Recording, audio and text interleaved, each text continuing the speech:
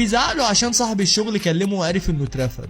ولما بيروح البيت ويقعد مع اهله، اخته واخوه الصغير بيقولوا انه فاشل وبيتريقوا عليه لانه اترفد من الشغل بسرعه. ولما بيحاول يبرر لنفسه ابوه بيزعق له لانه بقى عنده 21 سنه ومش قادر يشارك في ايجار البيت، وبيقول له انه لازم يعيش لوحده ويعتمد على نفسه. لكن جيمي ما بيكونش عايز يسيب البيت.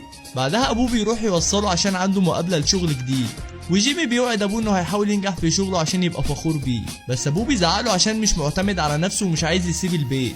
وجيمي بيزعل لانه بيحس ان ابوه مش عايزه في حياته، وبينزل من العربيه وهو متضايق من كلام ابوه. ولما بيقابل مدير الشغل الجديد، المدير بيقابله كويس جدا وبيعرض عليه مرتب كبير جدا ما كانش يحلم بيه، وكمان تأمينات واجازات وانتقالات.